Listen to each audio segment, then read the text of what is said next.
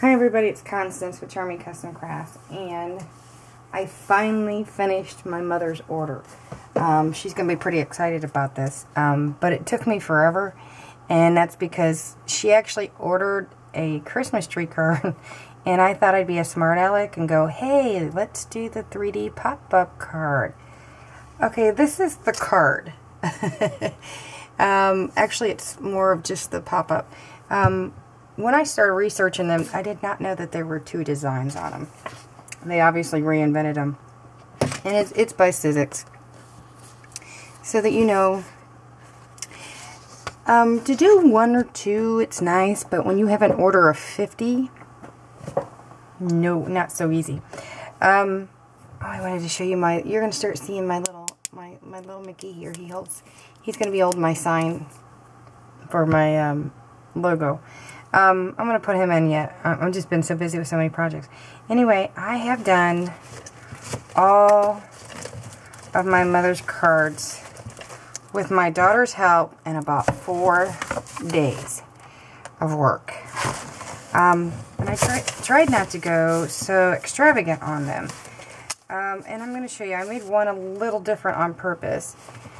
So, you know, I called my mom after I started making them, and I had to redesign them a couple times because I wanted to make sure they fit a basic envelope because I am not making 50 envelopes. But I made one different for a reason. I'm going to show you because it's one I started first, if I can find it here. It's in here. I just have so many of them sitting here, and it cost me so much glue. Here it is. Okay. This is the actual design on the front, and I did the ho-ho-ho, and there's just a little bit of glitter glue right here. And you guys seen me do this on the other Christmas card, but I gave my mother an option, and she chose Santa Claus.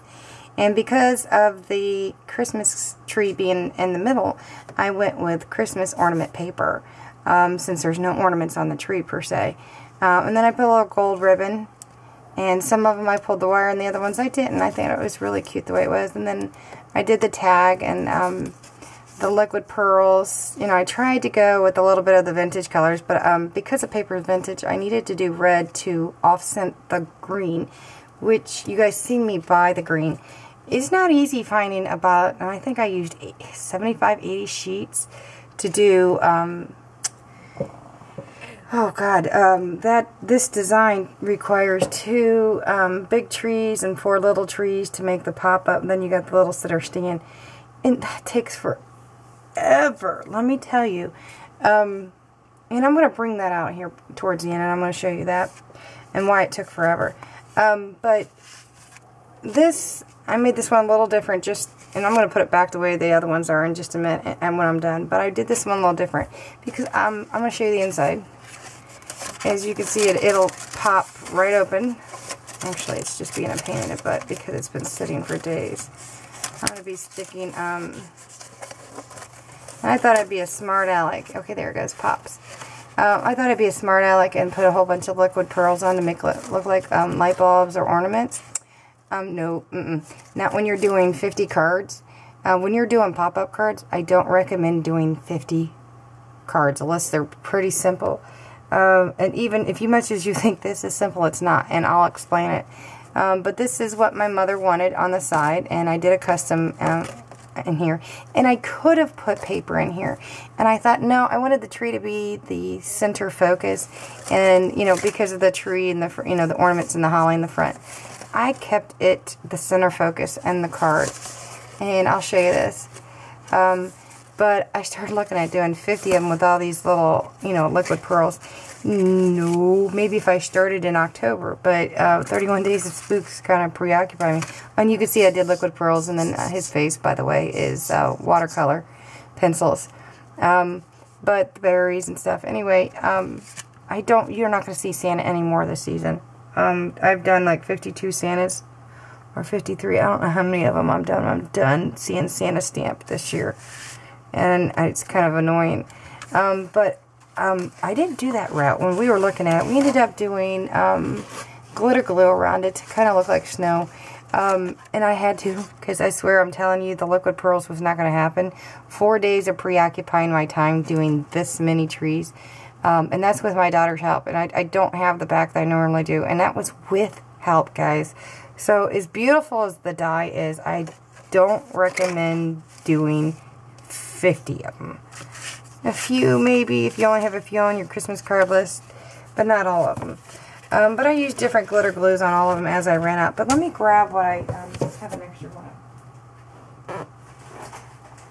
And I wanted to show you this. There are a lot of the videos out there explain how to do it. But I don't think they explain everything in full detail the way that I think it should be. So I'm going to explain it real quick on this 3D die. You're going to need this piece and this piece. You need one of each one of those. And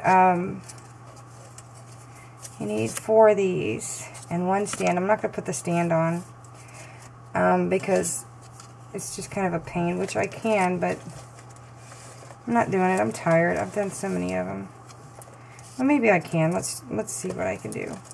I have one that's still pre-done, and I'm probably going to do 1 card for myself since I have extra ones. But when you do this particular card, this thing, when you cut it out, unless you're doing multi-layers, and this is what some of the videos don't really show you. I did multi-layers. You can see where it shows the bend line here.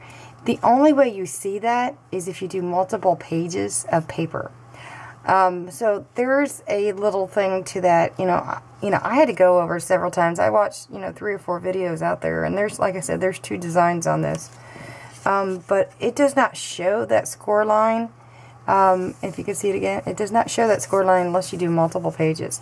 So what you got to do, and it doesn't even show it up here, you can either bend one of those or bend both of them. I just bend both of them to make my life a little easier, and even that, I don't like it.